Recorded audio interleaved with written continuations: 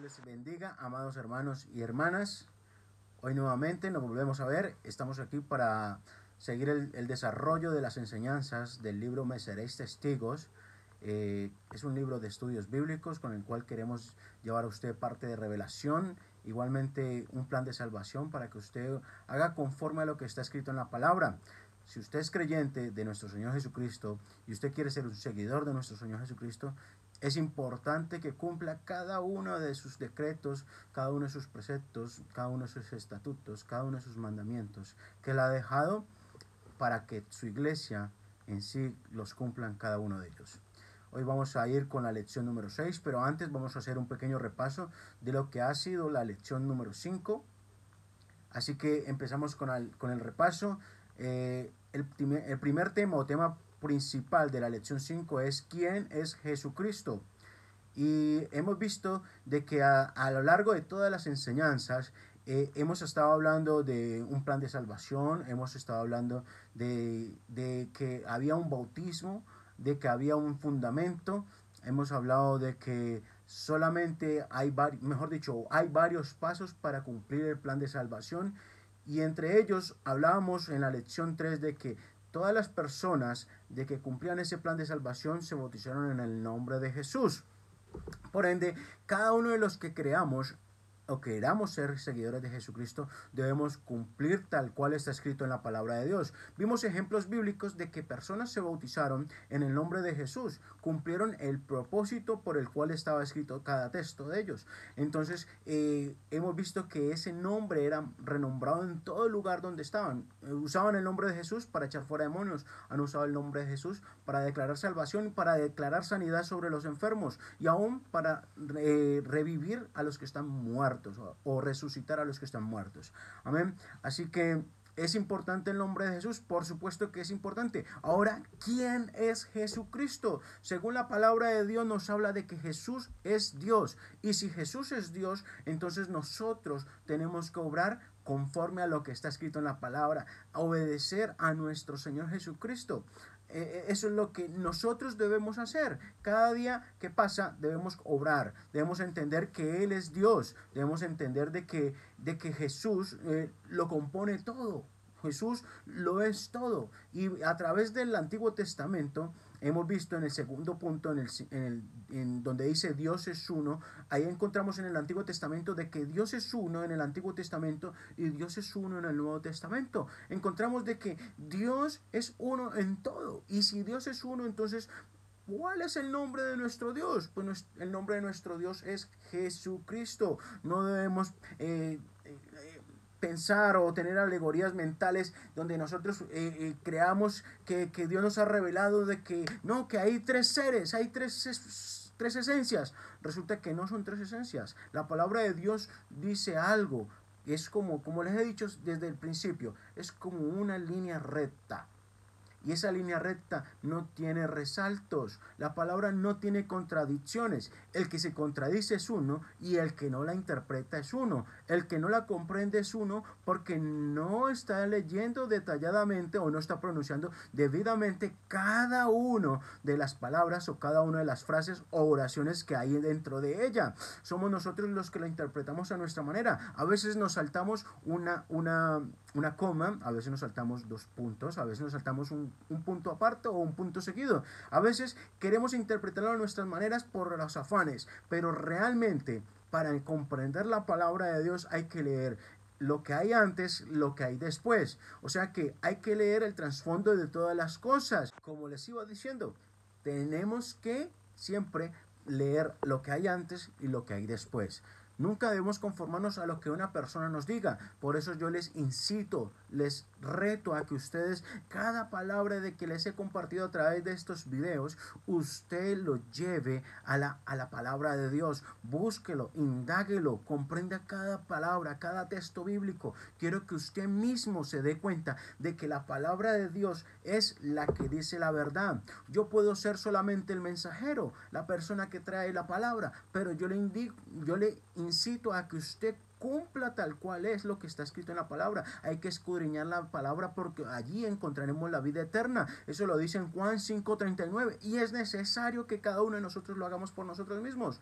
Yo quiero que usted tome pasos, que usted dé un paso de fe. Yo quiero que usted coja y confiando en Dios, pues quiera ser parte de ese plan de salvación. Quiero que usted se bautice. Yo deseo muchas cosas, pero yo quiero que cuando usted lo haga con una decisión determinante. Ha decidido cambiar su vida, dar una vuelta de 180 grados y decir, yo voy a buscar de Dios porque quiero ser un instrumento de bendición. Quiero hallarme dispuesto o dentro del grupo de los que van a ser salvos con Jesucristo. Amén. Entonces, volvamos otra vez. Dios es uno en el Antiguo Testamento, Dios es uno en el Nuevo Testamento. Eso lo indicaba. Oye Israel, Jehová nuestro Dios, Jehová uno es, lo decía en Deuteronomio 6:4 y también hablaba en Marcos 12:29-30 que el Señor Jesucristo decía, oye Israel, el Señor nuestro Dios, el Señor uno es. Debemos tener claro de que Dios es uno, no hay dos. No dice la palabra que hay dos, es uno. Lo hemos visto con varios versículos. O sea que la doctrina que nosotros practicamos es sana totalmente porque tenemos mucho fundamento, tenemos de dónde agarrar, tenemos textos bíblicos y son muchos los que nos aprueba como que sí practicamos algo sano. ¿Por qué hablamos de doctrina? Porque a la hora de ser salvos es necesario tener una sana doctrina. Por eso Pablo le dice a su hijo Timoteo, ten cuidado de ti mismo y de la doctrina, persiste en ello, pues haciendo esto te salvarás a ti mismo y a los que te oyeren. Es necesario que usted y yo seamos parte de ello, que nosotros pongamos por práctica todo lo que Dios demanda de nuestras vidas. Ahora, el segundo punto es donde nos habla de que Dios es espíritu. Y cuando nos habla de que Dios es espíritu, quiere decir que es algo intangible, algo que no se puede tocar, que no se puede coger, algo que no se puede ver, ¿cierto? Entonces, pero sí se puede sentir. Eso es lo que debemos entender. Entonces, Dios es espíritu y por eso la palabra de Dios en Juan 4:24 nos dice, Dios es espíritu y los que le adoren en espíritu y en verdad es necesario que le adoren. ¿Qué es un espíritu? Dice en la palabra de Dios, hablaba que en el Antiguo Testamento hablaba de ruach, que esa es la palabra traducida de espíritu y hablaba de que era algo espiritual, que no era nada que tenía cuerpo o que tenía huesos, era algo intangible. Amén.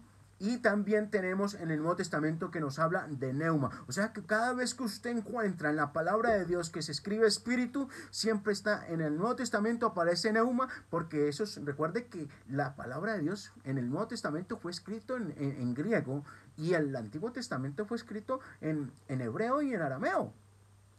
Entonces, hay que tener en cuenta por qué dice esas palabras, para que nosotros al traducirlas encontremos el significado real de lo que está escrito allí.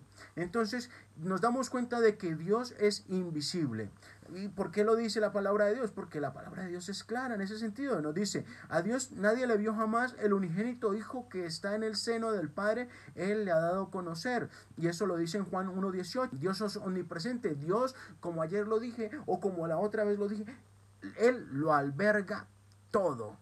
Todo. Él está en todas partes.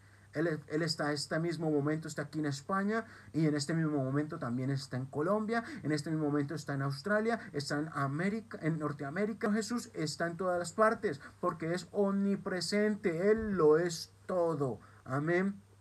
Entonces, dándonos cuenta de todo eso que hemos aprendido de que Dios es espíritu y Él es invisible, de que Dios es uno en el antiguo y en el nuevo, nos damos cuenta de que Jesucristo es el Dios verdadero. Nos hemos dado cuenta de que Dios le dio revelación a sus profetas de que estaría después y que iba a estar presente y ahí les iba a revelar su nombre. Nos hemos dado cuenta de que Dios es nuestro Señor Jesucristo. Por eso nosotros creemos en un solo Dios. Por eso nosotros bautizamos en un solo Dios. Por eso predicamos un solo nombre. Porque la palabra de Dios no habla de más nombres, habla de un solo nombre. Así que es importante tener todo esto en cuenta. Amén. Entonces, bueno, este ha sido el repaso de la lección número 5. Vamos a pasar lo que es el cuestionario. Quiero que usted mismo se evalúe y si no, pues comuníquemelo, escríbamelo, sabe que debe comunicarse, escríbame, así me daré cuenta qué tan eficiente ha sido esta enseñanza para usted. Espero que sea de gran bendición. La primera pregunta dice, ¿el mayor mandamiento es, oye Israel, Jehová nuestro Dios, Jehová una vez? ¿Ese es el principal mandamiento que nuestro Dios nos ha dado? Amén. Sí, sí, por supuesto, lo dice la palabra de Dios. Tanto en el Antiguo como en el Nuevo lo indica. Amén. La segunda pregunta, ¿el niño que debía de nacer en Belén de Judea fue Jesús? Amén, por supuesto. Tercera pregunta, ¿Jesucristo es el único Dios que ha existido desde los días de la eternidad? Amén, por supuesto, les he dicho. Padre en la creación, Hijo en la redención y Espíritu en la regeneración y santificación. Gloria al Señor Jesucristo. Cuarta pregunta. Pablo dice en Colosenses que Jesús es la imagen del Dios invisible, el primogénito de toda la creación. Sí, sí, sí, por supuesto. Colosenses 1:15. Santiago 2:19 nos dice, ¿tú crees que Dios es uno? Bien haces. También los demonios creen y tiemblan. Aleluya. Como les dije la enseñanza pasada. Ese versículo es uno de mis favoritos. Ahí nos indica la unidad, la unicidad de nuestro Señor Jesucristo, de nuestro Dios. Amén, amén. Sí lo dice, eso lo dice en Santiago 2:19. Gloria a Dios. Bueno, ya habiendo estudiado y habiendo repasado y habiendo evaluado lo que es el cuestionario, vamos a entrar a la lección 6, pero antes vamos a orarle a Dios para que Él sea el que nos dirija y Él sea que nos abra nuestro entendimiento. Vamos a cerrar nuestros ojos. Señor Jesús, te damos gracias una vez más por darnos la oportunidad de estar aquí, Señor Jesús, delante de esta pantalla, delante de esta cámara, compartiéndole a aquellos hermanos que están allí, Señor Jesús, a la expectativa de una buena enseñanza, Señor. Pedimos que seas trayendo tu revelación, que seas tú trayendo, Señor Jesús, a nuestras vidas un plan de salvación, que nosotros lo pongamos por obra. Pon en nosotros el querer como el hacer para hacer según tu voluntad. Atamos toda adversidad, atamos todo hombre fuerte, todo principado y potestad en el nombre de Jesús y desatamos tu gloria, Señor Jesús, para que seas tú quien ministre, Señor, quien permita que esta palabra no que vaya, pero que no vuelva vacía, Señor Jesús, sino que cumpla, Señor Jesús, tu voluntad. Señor, que esta palabra sea sembrada en el corazón de cada uno de mis hermanos que están allí, hermanos y hermanas, y que seas tú dándole el crecimiento y que dé fruto, Señor, tanto al 100 por 1 como al 30 como al 70 por 1. En el nombre de Jesús lo declaramos y esperamos que sea de gran bendición. En el nombre de Jesús. Gloria a tu nombre. Seguimos con la lección número 6. Vale. El tema principal de esta lección es que hay un solo espíritu. Y es necesario entender por qué hay un solo espíritu. Si vamos al primer versículo. Efesios 4:4 dice, un cuerpo y un espíritu, como fuisteis también llamados en una misma esperanza de vuestra vocación. Aleluya. ¿Cuántos espíritus nos está hablando la palabra de Dios? Un cuerpo y un espíritu nos está hablando. La Biblia dice claramente que solo hay un espíritu. El Padre es espíritu. El segundo tema dice, el Padre es espíritu, el Espíritu Santo es espíritu. Por lo tanto, son el mismo espíritu. O sea que el espíritu del Padre y el Espíritu Santo son uno solo. Y vamos a ver textos bíblicos donde nos apoyan, donde nos dicen que es un solo espíritu. Tanto el mismo Padre, el Espíritu del Padre como el Espíritu Santo hacen lo mismo, cumplen lo mismo en entornos similares. Vamos a buscar para que no divaguemos en pensamientos que no son conforme a lo que está escrito en la palabra. Vamos a ir al primer versículo. Mateo 10, 19, 20. Dice aquí, mas cuando os entreguen, no os preocupéis por cómo o qué hablaréis, porque en aquella hora os será dado lo que habéis de hablar, porque no sois vosotros los que habláis, sino el Espíritu de vuestro Padre que habla en vosotros. Aleluya. Recuerde, Mateo 10, 19 al 20. Entonces nos está hablando de que cuando nos entreguen, cuando estemos delante de gobernantes, delante de personas que de pronto nos ponen, nos sentimos en un aprieto, que no nos preocupemos por qué vamos a hablar. Recordemos aquel ejemplo donde Pedro estuvo delante de la sinagoga, delante de aquellos que eran principales, importantes, y ¿quién fue el que habló a través de él? Fue el Espíritu Santo. Pero en este momento nos habla de que será el Espíritu de vuestro Padre que hablará a través de nosotros. Pero vamos ahí, estamos hablando del Nuevo Testamento, ¿eh? No estamos hablando de un contexto fuera o diferente a lo que ya se estaba estableciendo. Vamos a ir a Marcos 13:11. Vamos a leer algo similar, una situación parecida, muy paralela a la leída anteriormente. Pero cuando os trajeren para entregaros, no os preocupéis por lo que habéis de decir, ni lo penséis, sino lo que os fuere dado en aquella hora.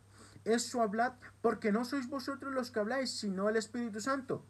A ver, son entornos similares. Estamos hablando de que el Evangelio de Jesucristo es muy paralelo, o sea, que hay cuatro personajes que escribieron cuatro libros diferentes, pero hablan del mismo personaje, de Jesucristo, su vida. Y nos está hablando de que el Espíritu del Padre en uno nos dice que no nos preocupemos por qué vamos a decir, sino que Él hablará a través de nosotros. Y en otro mismo texto similar, paralelo a la misma historia, nos habla de que es el Espíritu de Jesucristo, el Espíritu Santo. Amén. Entonces nos damos cuenta de que el Padre, el Espíritu del Padre y el Espíritu Santo son el mismo, son uno solo.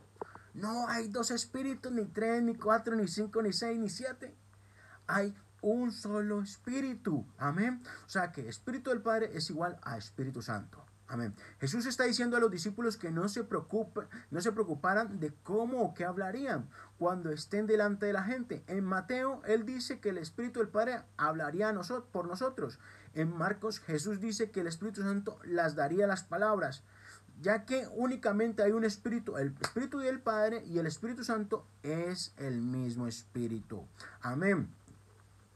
Gloria a Dios. Sigamos con el segundo punto. El Espíritu de Cristo y el Espíritu Santo son un mismo espíritu. Hay gente que dice, no, que es una cosa es el Espíritu Santo y otra cosa es el Espíritu de Cristo. Porque seguimos creyendo, o hay algunas personas que creen que es que son tres personas, que son tres esencias. Y realmente la palabra en ningún momento nos habla de tres esencias. Recuerde lo que dice en Juan 1:1. Dice, en el principio era el verbo y el verbo era con Dios y el verbo era Dios. Y dice la palabra en el mismo libro de Juan 1:14, dice, y aquel verbo se hizo carne. O sea que si el verbo es Dios y el verbo se hizo carne, entonces, ¿quién fue el que se hizo carne? Pues Jesucristo, nuestro Dios, nuestro único Dios. O yo les doy un ejemplo, a ver. Si supongamos, yo soy padre de dos hijos. Resulta que tengo un hijo menor de unos 7 o 10 años, de 7 a 10 años, y tengo otro que ya es mayor de edad, tiene por ahí unos 19, 20, y ese ya terminó de estudiar, pero el pequeño todavía sigue en el colegio y resulta que un día él se comporta muy mal educado con la profesora, le cogió la manzana que le habían dado, se la comió él, luego le dio una bofetada a un niño, ¿cierto? Y entonces también le robó un bolígrafo a otro compañero. Entonces, bueno, me mandan a mí una nota diciendo, señor padre de familia, por favor, preséntese delante de mí porque su hijo ha hecho esto, esto y esto y esto. Así como nosotros a veces nos comportamos, que a veces cogemos cosas que no son nuestras, a veces hablamos cosas que no son correctas, a veces hacemos cosas que son totalmente fuera de lo que dice la palabra de Dios. Entonces, así igualmente se comporta ese hijo mío. Y resulta que me mandan esa nota para que yo vaya. Y resulta que yo como padre de familia, como estoy tan ocupado, como soy una eminencia, entonces le digo a mi hijo mayor, le digo, tú, ve allá y preséntate por mí. Y resulta que cuando el joven mayor, él sin saber, todo inocente, va y se presenta, o eso sí, porque le he delegado algo, se siente muy bien, pero cuando llega allá donde la maestra le dice, ¿quién eres tú? ¿Eres su padre? Me dice, no soy su padre. Le dice, no soy su padre. Entonces le dice, es que he venido porque mi padre me ha mandado. Me dice, no, es que tú no tienes la autoridad para poder corregirlo a él. Tú no eres la autoridad para corregirle. Así que tú no eres el que lo debe corregir. Entonces es tu padre el que se tiene que personar porque él fue el que lo engendró. Entonces, ¿qué tengo que hacer? Pues ir y presentarme donde la maestra y hacer frente a esas responsabilidades o a esas cosas, a esos errores que ha cometido mi hijo. Igualmente, ¿usted cree que Dios sería un Dios desalmado? Que Él como Padre nuestro no se apersonaría por todos los errores que hemos cometido durante toda la humanidad. No, yo creo que Él se apersonaría porque Él es un Padre verdadero. Yo creo que Él daría su vida por nosotros. Entonces, Él lo que ha hecho es hacerse hombre, manifestarse en carne para pagar el precio que nosotros hemos pagado. Ahí se dio cuenta, por eso fue tentado y Él venció el pecado, Él venció la tentación. ¿Mm?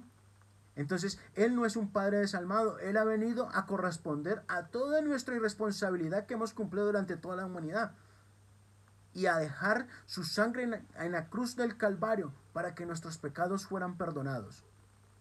Entonces, hay que creerle, hay que creer en ese Dios.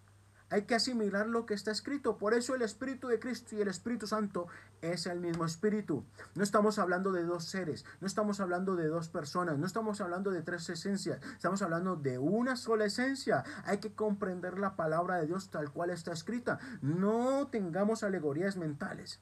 No. Leamos tal cual está escrito. Porque es necesario que nosotros la comprendamos para recibir vida eterna. Vamos al primer versículo de ese segundo tema. Dice aquí, Romanos 8:9, mas vosotros no vivís según la carne, sino según el Espíritu, si es que el Espíritu de Dios mora en vosotros. Y si alguno no tiene el Espíritu de Cristo, no es de él. Aquí estamos hablando de que el que no tiene el Espíritu de Cristo no es de él. Y estamos hablando de Romanos, después de que Pedro predicó el plan de salvación. Estamos hablando de tiempo después. Amén. Vamos a seguir. Primera de Pedro 1:10 al 11. Dice aquí, los profetas que profetizaron de la gracia destinada a vosotros, inquirieron y diligentemente indagaron acerca de esta salvación, escudriñando qué persona y qué tiempo indicaba el Espíritu de Cristo que estaba en ellos, el cual anunciaba de antemano los sufrimientos de Cristo y las glorias que vendrían tras de ellos. Vamos a seguir con el otro versículo. Aquí habla también del Espíritu de Cristo. Segunda de Pedro 1:20-21, escrito por el mismo escritor. Vamos a seguir. Entendiendo primero esto, que ninguna profecía de la Escritura es de interpretación privada, aleluya, porque nunca la profecía fue traída por voluntad humana, sino que los santos hombres de Dios hablaron siendo inspirados por el Espíritu Santo. Amén. Entonces, hay que entender y que hay que tener bien claro de que estamos hablando de pasajes muy similares, donde en uno nos habla de que es el Espíritu Santo y en otro nos habla de que es el Espíritu de Jesucristo y que eso es lo mismo. Amén. Porque no podemos hablar de dos seres. Entonces, yo le digo, si Pedro, ellos siendo israelitas, y está predicando eso, y Pablo también siendo parte de los fariseos, de los israelitas, predicando lo que está predicando, que habían dos, los hubieran apedreado. Porque siempre el pueblo judío y el pueblo israelita siempre ha creído en un solo Dios. Y esto es un solo Dios. Solamente que le hemos puesto dos títulos diferentes. Uno le decimos Espíritu de Cristo porque es nuestro Dios, y el otro podemos decirle Espíritu Santo porque es nuestro Dios, y Espíritu del Padre porque también es nuestro Dios, es el mismo Dios. Gloria al Señor Jesús. Pero inspirado por el Espíritu escribió en su primera carta que fue el Espíritu de Cristo el que se movía sobre los profetas del Antiguo Testamento. Pero en su segunda carta él escribió que fue el Espíritu Santo que inspiró a los profetas. O sea que, imagínense, una misma situación con diferentes títulos al Espíritu Santo.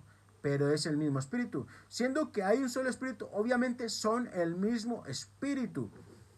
El Espíritu de Cristo y el Espíritu del Padre son un mismo Espíritu. Vamos a seguir. Ese es el tercer punto. Juan 10:30-33. Yo y el Padre uno somos. Entonces los judíos volvieron a tomar piedras para apedrearle.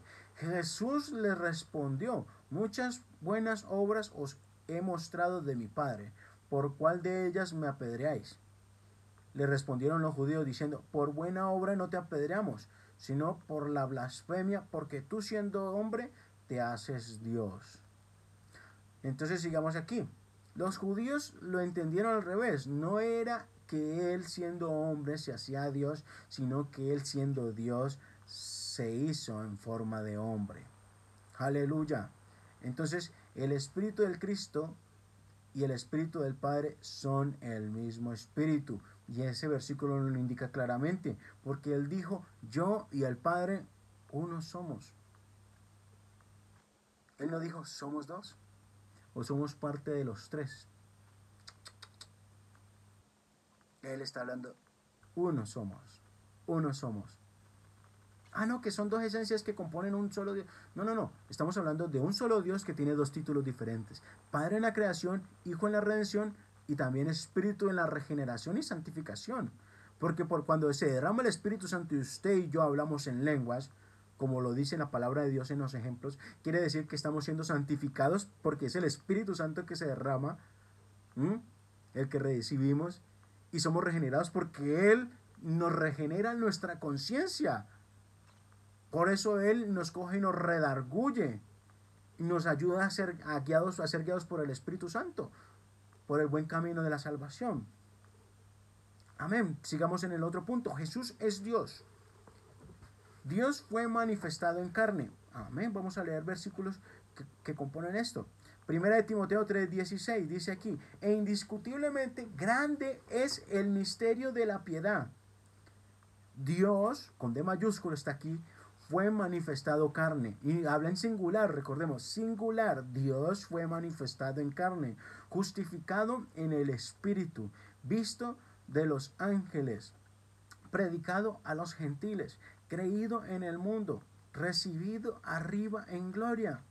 Entonces, ¿quién es Dios? Jesucristo. Aquí mismo nos dice, Dios fue manifestado en carne. Les di el ejemplo del Padre con sus dos hijos, y igualmente Él ha hecho con nosotros. Él se manifestó. Amén. Sigamos. 2 Corintios 5:19. Que Dios estaba en Cristo reconciliando consigo al mundo, no tomándoles en cuenta a los hombres sus pecados, y nos encargó a nosotros la palabra de la reconciliación. Amén. Que Dios estaba en Cristo reconciliando consigo al mundo. O sea que Él mismo pagó el precio. Por eso dice que Él venció el pecado y Él venció la tentación. Y nos anima a que nosotros lo hagamos también. Y nos dio un plus. Nos dio su Espíritu Santo. Dijo, bueno, si no pueden solitos, tomen lo que yo les voy a dar para que sean fortalecidos. Así que Él nos dio poder. Por eso dice la palabra de Dios en Hechos 1:8. Y recibiréis poder sobre vosotros. Y así habla la palabra de Dios. Y recibiréis poder. Y será el Espíritu Santo. Entonces, si recibimos poder, ¿qué poder recibimos? Dice que Él no nos ha dado espíritu de cobardía, sino de poder, amor y dominio propio. Entonces, si Él nos está dando lo que nos está dando, entonces, ¿qué estamos haciendo con ello? ¿O qué vamos a hacer con ello? Gloria al Señor Jesús. Sigamos por acá. Entendemos que Dios es Jesús, que nuestro Jesús es Dios. Amén. Por medio de esos textos bíblicos. Dios usó la palabra para crear el universo. Dice, por eso lo vuelvo y lo leo, Juan 1:1, en el principio era el verbo, y el verbo era con Dios, y el verbo era Dios. Y en 1:14, y aquel verbo fue hecho carne y habitó entre nosotros, y vimos su gloria como el unigénito del Padre, lleno de gracia y verdad. Yo ya había explicado ese versículo en la segunda lección. Si usted quiere entenderlo un poco, vuelva a ver la segunda lección, que es sumamente importante. En el mundo estaba, y el mundo por Él fue hecho, pero el mundo no le conoció. Amén. El mundo por Él fue hecho. El mundo ¿por quién? ¿Por cuántos fue hecho? ¿Ah? ¿Por ellos? No. Lo dice uno. Estamos hablando en tercera persona estamos hablando ahí, pero estamos hablando porque eso fue el que lo escribió. Lo escribió el apóstol Juan, lo escribió y dice que en el mundo por Él fue hecho, pero el mundo no le conoció. Amén. Entonces hay que tenerlo claro. Juan 1:10 es eso. Amén. Entonces, pero el mundo fue hecho, pero el mundo no le conoció. Amén. Entonces, tengámoslo claro. Fue Jesucristo el que creó todas las cosas. Él mismo. Sigamos aquí. Colosenses 1:14-17. En quien tenemos redención por su sangre, el perdón de pecados. Él es la imagen del Dios invisible. Amén. El primogénito de toda creación. Dice aquí, porque en Él fueron creadas todas las cosas, las que hay en los cielos y las que hay en la tierra, visibles e invisibles, sean tronos, sean dominios, sean principados, sean potestades. Todo fue creado por medio de Él y para Él. Y Él es antes de todas las cosas, y todas las cosas en él subsisten. Esto lo escribe Pablo a la iglesia de Colosas, a los colosenses en sí, y les habla y les explica claramente de que Él es la imagen del Dios invisible y que todo fue creado por Él. Entonces, si todo fue creado por Él, Jesús es Dios. Aleluya. Jesús es Dios. Y Él usó sus palabras para crear todo lo que está aquí. Amén. Sigamos Levítico 17, 11. Y ahora vamos a ir a otro punto. Dice, ¿por qué fue necesario que Dios se manifestara en carne? Dios necesitó un cuerpo porque Él necesitaba sangre. El hombre Cristo, Jesús, fue el mediador y el sacrificio. Amén. Si sabemos desde los tiempos de la creación, cuando estuvo Adán y Eva, siempre se necesitaba, cuando Adán y Eva fallaron, pecaron, para cubrir sus cuerpos, que estaban desnudos, nuestro Señor Jesús necesitó la piel de animales para poder cubrir sus cuerpos. Entonces, los primeros sacrificios que hicieron fue de animales, sacrificaban para que ellos fueran beneficiados. Amén. Entonces, eso es lo que se ha hecho desde el principio, hasta que vino el Señor Jesucristo. Se sacrificaba el animal. Por eso luego entró en la ley mosaica en hacer sacrificios. En parte de los preceptos, decretos y estatutos de la ley mosaica hacia los israelitas era que tenían que coger un cordero sin mancha y que tenían que poner la mano en la cabeza para que los pecados que estaban en el hombre se pasaran al animalito. Y el animalito fuera degollado y su sangre fuera puesta en un sartén, en un vianda, y fuera regada en el altar. Para que esos pecados fueran, y en ese entonces no eran perdonados, eran cubiertos. ¿Ah? Pero vino el cordero inmolado. El que vino y hizo el propósito por todos. Cumplió un propósito especial, específico. Se guardó sin mancha. ¿Ah? Y Él pagó en la cruz del Calvario por cada uno de nosotros. Él ha sido ese cordero inmolado, pero ese cordero inmolado ha sido el cordero perfecto, porque Él cumplió toda justicia. Y por Él nos ha alcanzado no solamente al que estaba, al único que tocaba la cabecita, no, nos alcanzó a toda la humanidad, a todo aquel que creyera en Él y que quiera la salvación. Entonces es necesario que nosotros también seamos parte de ello. Entendamos esto que está diciendo aquí. ¿Por qué fue necesario que Dios se manifestara en carne? Dios necesitó un cuerpo porque Él necesitaba sangre. El hombre Cristo Jesús fue mediador y el sacrificio. Sigamos aquí. Levítico 17:11. Porque la vida de la carne en la sangre está, y yo os la he dado para hacer expiación sobre el altar por vuestras almas. Y la misma sangre hará expiación de la persona. Amén. Estamos hablando del corderito en el pasado. Estamos hablando de estatutos mosaicos. Amén. Hebreos 9, 11 al 15 nos dice aquí. Pero estando ya presente Cristo, sumo sacerdote de los bienes venideros, por el más amplio y más perfecto tabernáculo, no hecho de manos, es decir, no de esta creación, y no por sangre de machos cabríos ni de becerros, sino por su propia sangre, entró una vez para siempre en el lugar santísimo, habiendo obtenido eterna redención. Porque si la sangre de los toros y de los machos cabríos y las cenizas de la becerra rociadas a los inmundos santificaban para la purificación de la carne, cuánto más la sangre de Cristo, el cual mediante el Espíritu Eterno se ofreció a sí mismo sin mancha a Dios, limpiará vuestras conciencias de obras muertas para que sirváis al Dios vivo.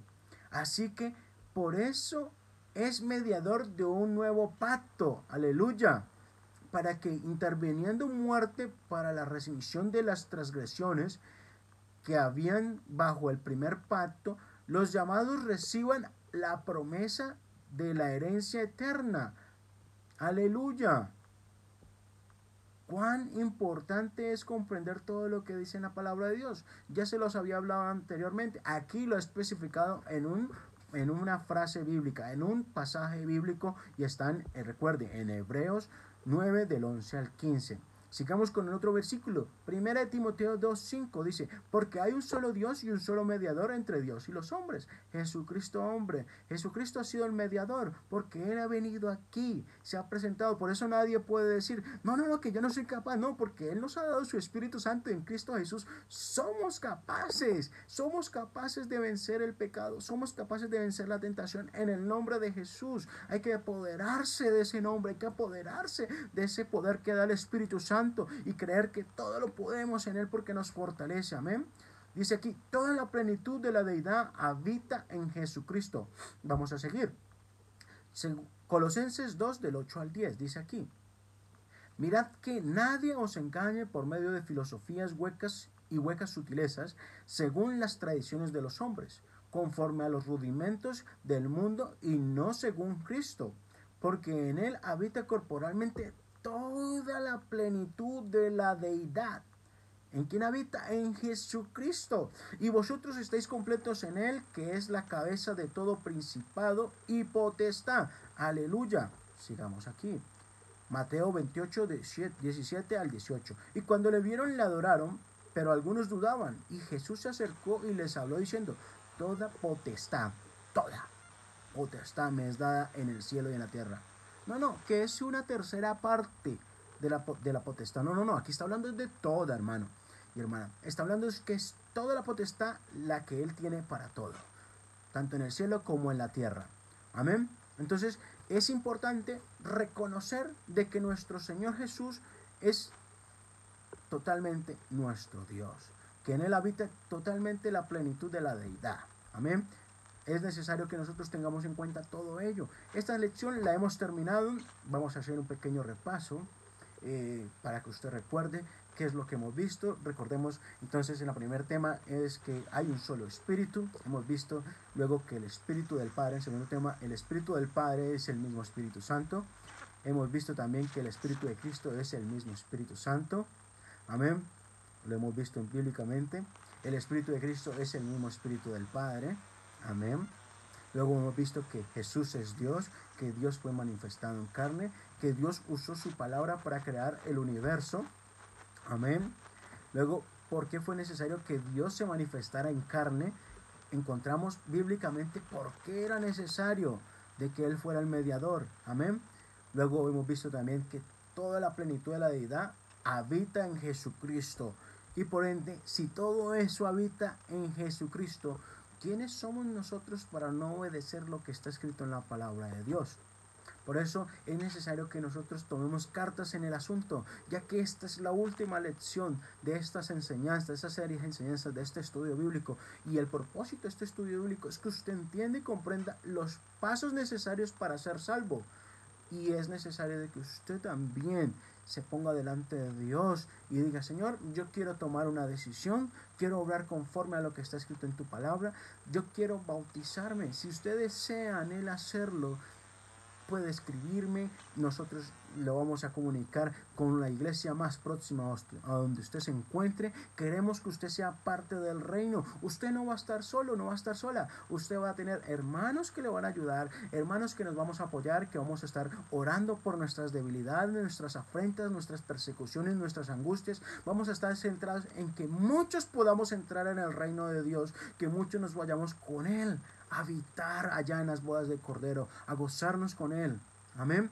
Entonces vamos a cumplir un propósito. Quiero que usted tome esa decisión determinante en su vida. Amén. También recordándoles de que voy a dejar este cuestionario para que usted lo responda a conciencia. Es muy importante. Luego en otro pequeño video haciendo un recorderis le voy a tomar la lección para que usted recuerde que no les he dejado ahí sin hacérsela. Es sumamente importante. Tiene ahí 5 preguntas, contéstelas. Si tiene alguna duda, escríbame, por favor. Escríbame a través del Facebook, del WhatsApp que está ahí en el Facebook, y también del Messenger, también está disponible. cualquiera de esas tres maneras o maneras de comunicarse conmigo puede hacerlo. Quiero escuchar a usted, quiero comentarios, quiero que usted se apersone y que también pueda aportar algo. Amén. Porque ese es el propósito de nuestro Señor Jesucristo. Amén. Pues nada, que Dios me lo bendiga y hasta otra oportunidad.